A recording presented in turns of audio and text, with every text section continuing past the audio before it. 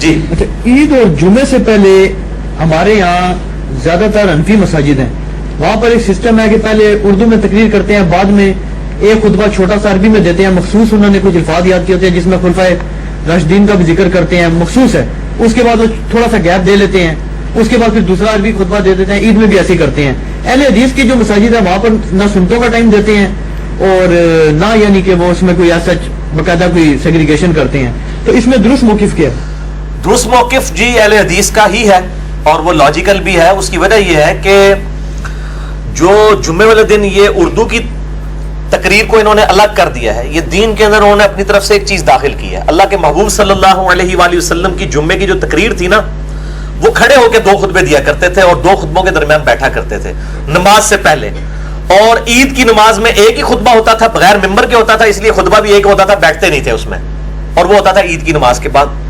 حنفیوں نے کیا کیا ہے کہ انہوں نے جمعے کی نماز میں بھی پہلے تقریر جوڑ لی ہوئی ہے اور وہ بیٹھ کے دیتے ہیں، ٹھیک ہے، یہ غلط ہے بالکل۔ اور اسی طریقے سے عید کی بھی انہوں نے نماز سے پہلے تقریر شروع کروا دی،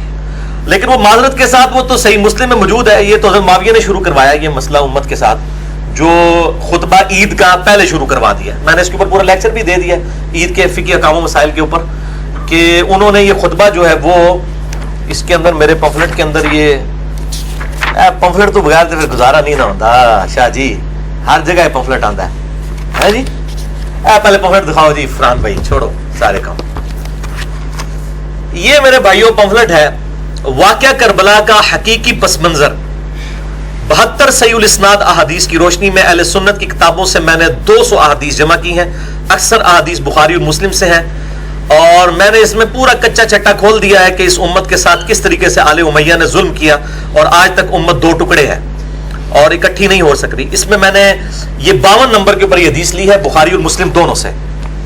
صحیح مسلم کے اندر بھی موجود ہے، بخاری کے اندر بھی موجود ہے، اور اس کا نمبر ہے بخاری میں 956، مسلم میں 2053، کہ مروان بن حکم جب گورنر بنا حضرت معاویہ کی طرف سے حجاز کا، تو سعید ابو سعید خدری جو ہے اس کے کندھے پہ ہاتھ رکھ کے بوڑھے ہو چکے تھے آئے، اور اس نے ممبر بھی بنوا لیا گارے اور مٹی کا اور وہ اینٹوں کا، وہ ممبر کی طرف ابو سعید خدری کو کھینچنے لگا، ابو سعید خدری اس کو مصلے کی طرف کھینچ رہے تھے کہ بھائی پہلے نماز پڑھا، یہ خطبہ تو بعد میں ہوتا تھا۔ اس نے کہا ابو سعید وہ طریقے متروک ہو چکے، یہ مروان بن حکم نے کہا، یہ نواقض اسلام ہے، سعودیہ والے لکھتے ہیں نواقض اسلام، مروان بن حکم نواقض اسلام، یعنی اس میں ٹاپ آف دا لسٹ جو پرسنالٹی مروان بن حکم ہے، جو نبی کے طریقے کو کہہ رہا ہے کہ متروک ہو چکا ہے اور صحابہ کی موجودگی میں کہہ رہا ہے، جو اس سے زیادہ دین جانتے ہیں، ابو سعید خدری المتوفا 74 ہجری، تو وہ کہتے ہیں نہیں ابو سعید اللہ کی قسم تو ہدایت پہ نہیں ہے، نبی کا طریقہ متروک نہیں ہوا۔ تمام خلفائے راشدین جو ہیں وہ خطبہ جو ہے عید کا بعد میں دیا گیا، یہ چونکہ ان خطبوں کے اندر مولا علی رضی اللہ تعالیٰ عنہ علیہ السلام پر لعنت کرتے تھے یہ سارے گورنر حضرت معاویہ کے رضی اللہ تعالیٰ عنہ، اور لوگ ان کی تقریر نہیں سنتے تھے، پھر زبردستی ان کو تقریر سناتے تھے، پہلے تقریر کرتے تھے کیونکہ بعد میں لوگ نماز پڑھ کے چلے جاتے، کہتے تھے چلو قسمہ نو کھاؤ، جمعے دن مجبور ہیں، ہوتے مجبور نہیں۔ پھر انہوں نے یہ بدعت شروع کی، یہ حنفیوں کے اندر ٹریول ہوئی، اور بیٹھ کے خطبہ بھی۔ کتاب الاوائل امام ابن ابی عاصم کی کتاب ہے، پہلے 300 سال میں آتے ہیں یہ، اور انہوں نے یعنی کتاب جمع کی کہ سب سے پہلے کون کون سے کام امت کے اندر ہوئے۔ اس میں وہ حدیث بھی لے کے آئے کہ سب سے پہلے اللہ نے قلم کو پیدا کیا، ٹھیک ہے، اس میں ایک حدیث یہ بھی لے کے آئے کہ سب سے پہلے بیٹھ کے خطبہ حضرت معاویہ نے شروع کیا رضی اللہ تعالیٰ عنہ، اور اس میں ہے کہ وہ موٹے ہو گئے تھے، وہ کھڑے ہو کے خطبہ نہیں دے سکتے تھے، اور وہی آگے ٹریول ہوا کہ نبی صلی اللہ علیہ وسلم بیٹھ کے خطبہ نہیں دیتے تھے۔ اہل حدیث بالکل سنت کے اوپر ہے کہ کھڑے ہو کے خطبہ دیتے ہیں، دونوں خطبے کھڑے ہو کے دیتے ہیں، اور وہی خطبہ تقریر بھی ہوتی تھی، یہ نہیں تھا کہ لادہ سے تقریر، اس وقت چونکہ عربی ہوتے تھے، سننے والے بھی عربی تھے، ظاہر عربی میں ہونا تھا، تو اب عربی اور اردو مکس ہونا چاہیے، یعنی جو درود شریف ہے اللہ کی حمد ہے وہ عربی میں کریں، باقی تقریر اردو میں کریں، اور یہ طریقہ ہی صحیح ہے۔ اس طریقے سے انگلش والے جو انگلش میں کریں، لادہ سے تقریر کر کے انہوں نے خطبے 3 کر دیے پریکٹیکلی، ایک پہلے کر دیے 2 بعد میں، خطبے تو 2 ہی ہیں، تو بل ایک فائدہ ہوتا ہے اس کا کہ وہ اب وہ چونکہ وہ خطبے وہ والے مانے جا رہے ہیں، لہٰذا حنفی جو ہے وہ اینڈ پہ ہی پہنچتے ہیں، ان کی تقریر بھی کوئی نہیں سنتے، وہ کہتے ہیں خطبہ تو اصل اب ہے۔ تو 12 حنفیوں کی مسجد میں اگر کوئی اہل حدیث بھی نماز پڑھتا ہے تو میں اس کو کہوں گا کہ امام کے خطیب کے ممبر پہ بیٹھنے سے پہلے پہلے وہ پہنچ جائے، ورنہ وہ رجسٹر بند ہو جائے گا۔ حنفیوں کا رجسٹر بہت پہلے بند ہو جاتا ہے، اہل حدیث کا تھوڑی دیر بعد ہوتا ہے۔ تو बुखारी मुस्लिम में जो हदीस है कि वो रजिस्टर बंद हो जाता है, उसके बाद बस आम जुम्मे का सवाब मिलता है, एक्स्ट्रा ऑर्डिनरी सवाब कोई नहीं मिलता। तो ये चीज़ बिल्कुल गलत है। खुतबा जो है वो अहले हदीस का ही मौक़िफ़ ठीक है। और इसमें एक और चीज़ मैं ऐड कर दूँ, जो मेरे शेख ने जावेद अहमद गामदी साहब, जिनसे मैं इख्तलाफ भी करता हूँ, शेख मैं आप जैसे मौलवियों को चढ़ाने के लिए कह देता हूँ उनको, हाफिज़हुल्लाह ताला, उन्होंने आज शाहजेब खानजादा के साथ एक प्रोग्राम में बड़ी डिटेल गुफ्तगू की थी, ऑनलाइन उनको लिया गया था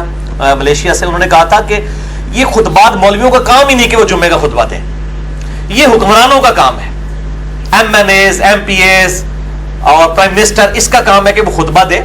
नमाजें वगैरह बेशक उलमा पढ़ाएं, नमाज वैसे हुक्मरान को पढ़ानी चाहिए, क्योंकि ये वुजू, गुस्ल और इस्तिंजे का तरीका बताने के लिए नहीं है। ये जो जुम्मे के और ईद के खुतबे हैं, ये तो पॉलिटिकल गैदरिंग है मुसलमानों की। हाज भी पॉलिटिकल इंटरनेशनल गैदरिंग है, मुसलमानों ने अपना लाएअमल क्या तैयार करना है। और इस हवाले से एक शहर में एक ही जुम्मा होना चाहिए, और सिर्फ ईरान इसको फॉलो कर रहा है कि वो एक शहर में एक जुम्मा होता है। तेहरान के अंदर 15 से 20 लाख लोग एक जगह जुम्मा पढ़ते हैं, और प्रेसिडेंट ऑफ ईरान वहां पे खुतबा देते हैं। पाकिस्तान में भी होना चाहिए कि शाह फैसल मस्जिद में पिंडी इस्लामाबाद के जितने लोग हैं जमा हो, और प्राइम मिनिस्टर ऑफ पाकिस्तान वहां पे खुतबा दे। उनका काम है वो दे, तो ये उलमा का काम नहीं है खुतबा दे। लिहाजा सऊदिया वालों ने जो ये लिखी लिखाई तकरीर वाला काम शुरू किया ना, किसी हद तक दुरुस्त है। ये कम से कम उनकी वो जो पॉलिटिकल इन्फ्लुएंस है वो बरकरार रहे। सही है गलत वो एक अलग चीज है। बहरहाल ये तरीका यही होना चाहिए कि उलमा के पास भी गवर्नमेंट की तरफ से तकारीर आए। और गामदी साहब ने एक बड़ी प्यारी बात की थी, उनसे पूछा कि फिरका वारियत का हाल क्या है। उन्होंने कहा हाल ये है कि मौलवी जो टीवी में आके बातें करते हैं ना बड़ी हारमोनी की, नहीं हम तो सुन्नी शिया भाई भाई हैं, जुम्मे के खुतबों में भी यही बातें करें। जुम्मे के खुतबों में एक दूसरे के ऊपर काफिर के नारे लगाते हैं, और अफ्तारियां जो है आजकल सारे बैठ के बॉल टीवी के ऊपर इकट्ठे होकर कर रहे हैं। खान पीन की बारी आएगी और मुत्तहिदा मजलिस अमल भी बन जाएगी, यानी जब अवाम को लूटने की बारी आएगी ना, ये सब इकट्ठे हैं। ये फिर इसका मतलब नूरा कुश्ती है। हाँ, अपनी अपनी पब्लिक में जाएंगे तो अल्लाह आइडेंटिटी कायम रखनी है इन्होंने कि हमारी मस्जिद का चंदा वहां ना चला जाए, इसलिए वो कहेंगे नहीं वो तो गुमराह है जी, वो तो बिद्ती ने, जो गुस्ताखे रसूल ने जी, ये मुशरिक ने जी, ये गुस्ताखे साहबा ने, ये औलिया अल्लाह के गुस्ताख ने, ये इन्होंने चीजें बनाई हुई हैं।